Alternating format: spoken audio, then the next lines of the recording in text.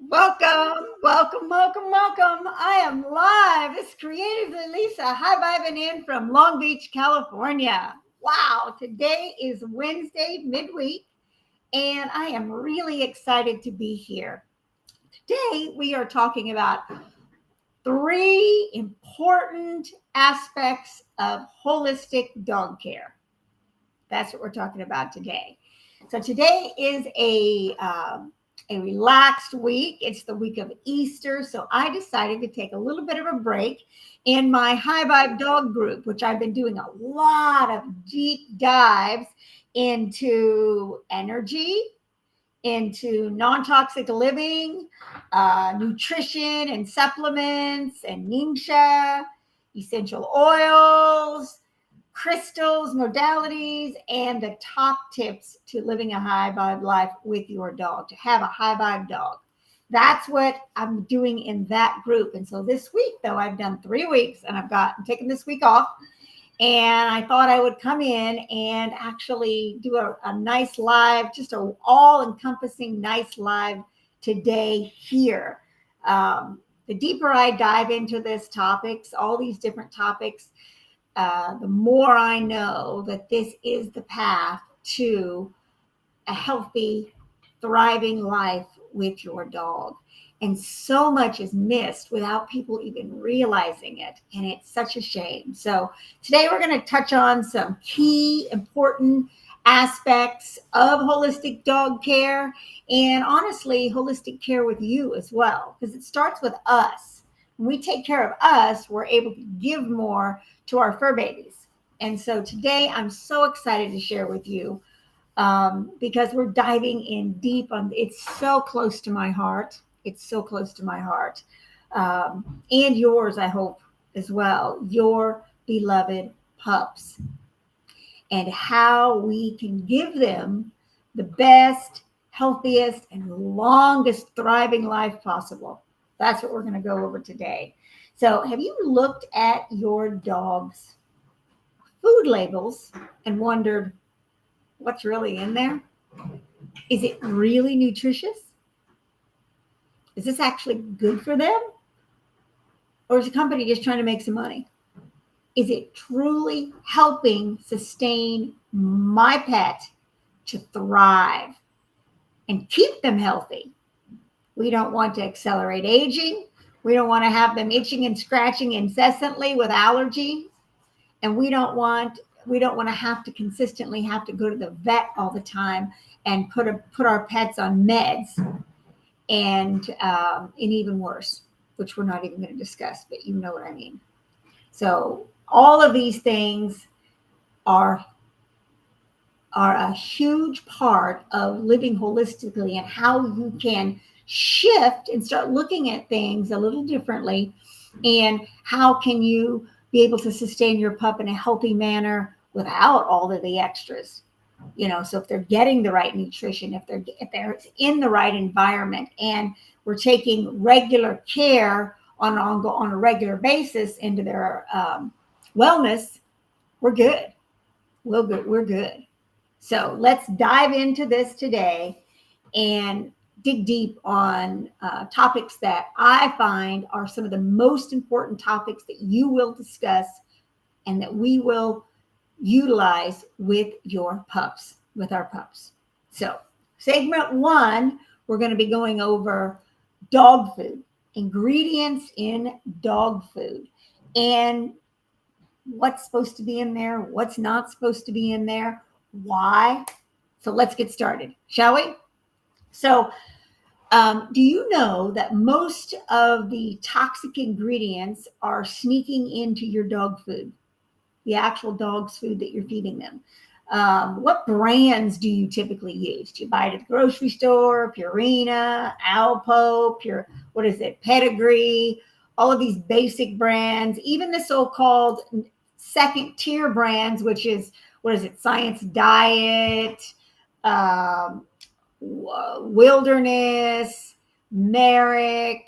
They're all bought out by companies like Purina, Pedigree, Alpo, these lower grade companies. They've bought these higher brands and making the products cheaper and making the ingredients in there, more cost effective for them, and less helpful for your pup. That's first and foremost. So you should be conscious of what food you're actually buying your dog. And sadly, even popular, well-known brands can be loaded with chemicals that can harm your pup's health, actually, and accelerate the aging process in the long run. But don't worry. I've got you covered on this with some simple tips on what to look for in the food that you're currently feeding them, what to avoid, and all the different additives and the language and the wording that's used on these. We want to feed our fur babies food that actually nourishes their body and uplifts them and helps them thrive vibrantly for many, many years to come. So let's get into it, shall we? So 3 nasties that are in most dog food brands that you're going to buy in the big brands, like the big box stores. Okay. So number 1 is meat, meal, and byproduct. That'll be in the very beginning, most likely, because it's filler, just toxic filler. It's like whatever's on the ground, whatever's around there. Byproduct specifically includes anything from non-muscle meat, parts like organs, bones, diseased tissue, to roadkill and anything left on the floor of the processing plant. That goes in and becomes byproduct. Sit with that for just a minute. All of which have 0 nutritional value.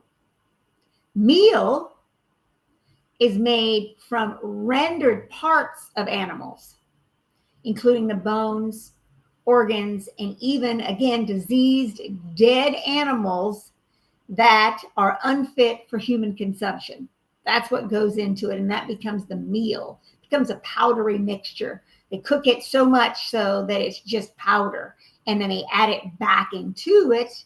The process of rendering involves high heat, which destroys any nutritional value whatsoever to it. It makes it just a powdery mix, leaving behind low quality, but it is protein rich powder that's used in cheap dog foods. So that is meat, meal, and meat byproduct. Now, the second one, which is equally as, if not more toxic, is advanced glycolic end products, AGEs. And this is caused by cooking at high temperatures. And what this is a known carcinogen. They don't have to list it on the label because it's a part of the process. If you've got hard kibble, 9 out of 10 times it was cooked in this manner, and it automatically puts off these AGEs, which are a very high carcinogen. We wonder why our animals are getting cancer and dying at a precedented rate. This is one of the main reasons why. Yes. And there's not many brands out there that do not use this cooking process. It's easier, it's effective, it's faster, more cost effective, and they just try to pump it full of nutrients, so it's actually good. But here's the funny thing. Kibble in general is bad for your dog because it has no moisture in it. So it causes the body to actually work harder there's no moisture. So the liver and the kidneys have to work twice as hard.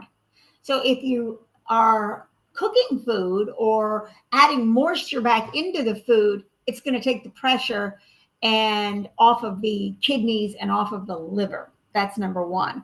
So it's be very conscious on how you're preparing it. And I know we all feed kibble at times, but we don't eat it. And we definitely don't eat hard, dry stuff 24/7 and nothing else. So there are brands that are cooked at low temperatures that are baked versus this high temperature cooking method. It's actually baked at a low temperature, so it sustains all nutrients of the food. And the brand that I used, and the main one that I discovered, because I looked at so many different ones, and this one was, they were grass-fed, free range. It was organic, and it had a wonderful amount of probiotics in the food, and that was Stella and Chewy's, and they have a kibble as well, but it's baked, and then you just add moisture with it, and it also comes with freeze-dried coating and freeze-dried bits in it, so it's actually really nutritious for the animal. If you have to feed kibble, that's probably the best one on the market to feed. Keep that in mind. And the third ingredient is a preservative. It's a synthetic preservative for your food, and that is BHA and BHT. And these preservatives extend the life of the product. It extends the shelf life of the food, but at the cost of your dog's health. And it's a known cancer-causing agent as well, and causes other serious illnesses. Here's another one that is also a preservative, ethoxyquin. And this is found in pesticides, by the way, and it's in your dog's food. So keep that in mind when you're buying your dog's food. You really got to look at the label closely. And this ingredient also is associated with liver and kidney damage. It goes back to the body's trying to process. And our livers are much larger, and so it allows us to process more. Our furries' livers are much smaller, and so they have to work 10 times harder to process these horrible toxins that we're actually giving them. And I'm going to get real with you because this is important. They trust you to care for them. And if all you're doing is throwing some kibble on there and going, okay, they trust you and they're eating it. But it's just as bad as somebody that you know is doing the same to you without you realizing it. We've got to step up and truly take care of our pets and what they're eating and how they are able to thrive and what's going to fill their body and feed their body versus deplete it. And I'm not taking myself out of the mix on this. I didn't know this. I had no idea. But I started learning and I started understanding, and that's why I'm here. I will do everything I can to prevent that from happening moving forward. Once you know better, you do better. It's not your fault otherwise. I took it upon myself for so long and blamed myself, but it wasn't my fault either. I know now, and now you do. So we can all do better. Okay, so the next thing we're going to talk about is, this is another one. We've talked about the food. Now we're going to go into harmful chemicals in household products. That's something that is equally as important as the food, because it can be just as toxic as the food can, if not more so. And we have got to talk about the home environment. Did you know that the very cleaning products that you're buying, you use every single day, and you buy it in the stores, it's easy, it's simple, that's impacting our dogs in so many ways that we don't even realize. Our dogs pick stuff up off the floor. They lick their paws. Their feet are on the floor 24/7, so they're picking all of it up. They're lower to the ground than we are, so they're breathing all those chemicals and fumes in. All of this is extremely toxic, and again, it goes back to their liver having to work 10 times harder to try to get all of this poison out of the body.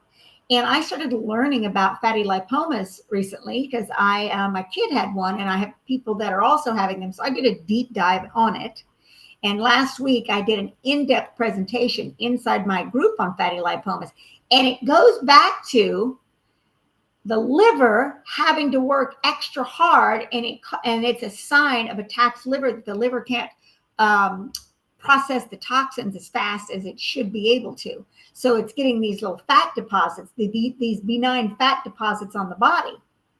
And it's the liver. So you've got to support the liver and do things to clean out the body. So I learned that in this. And so harmful chemicals that's in our cleaning products cause this.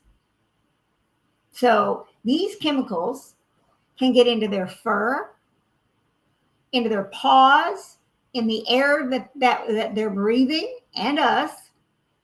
But the good news is you can switch to safer plant-based cleaning products that are non-toxic alternatives that will keep your house clean without putting your pup at risk. It's really just about making these small shifts that make a huge impact.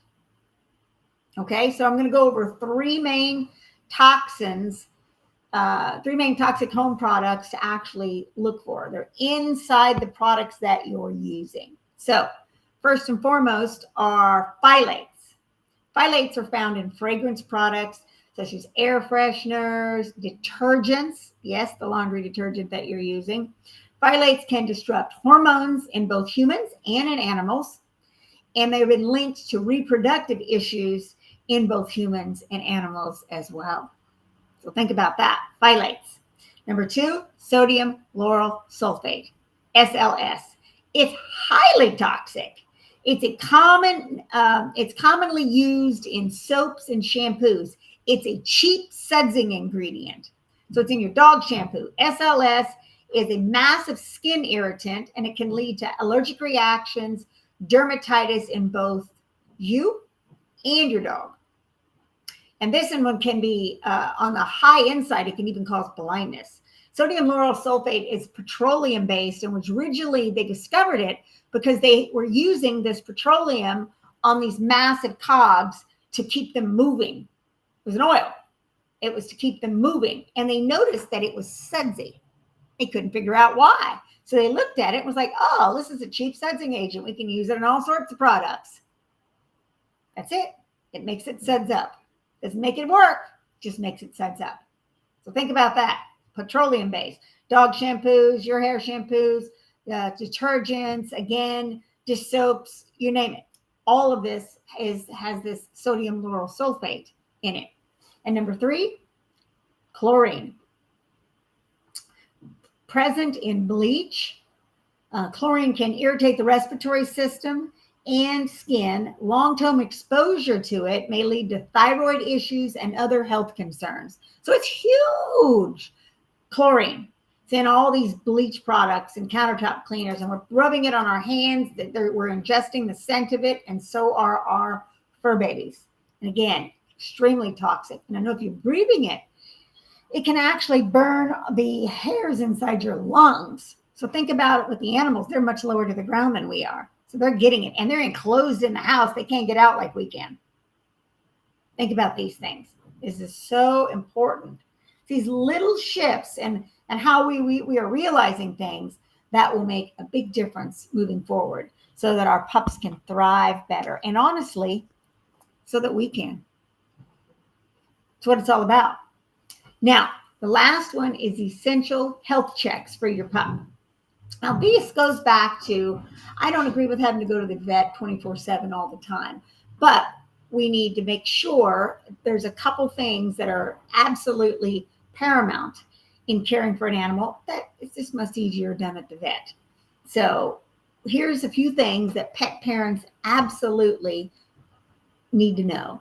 These are 2 health checks that should be done regularly to keep your pup in tip-top shape and slow down the aging process and arthritis and many other bone and joint problems as well. I know, it sounds wild, huh?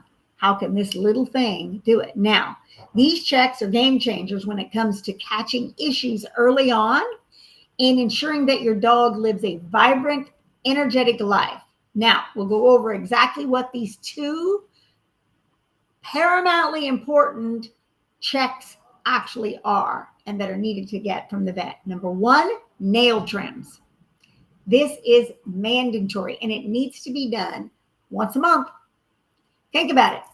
Would you walk around 6 months without getting your nails done, trimmed? No.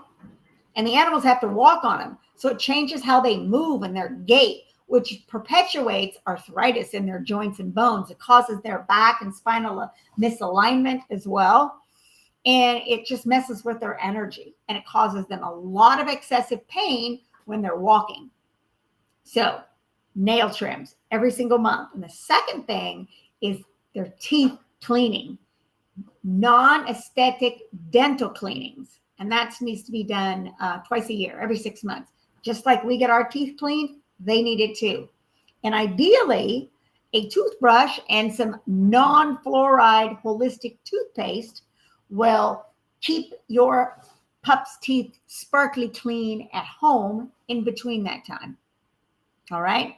Well, think about that. So now I'm going to go over, just lightly touch on everything, and then we're going to break it down one more time. So 3 important actions, necessities to ensure a healthy, happy pup are the food that you feed your dog,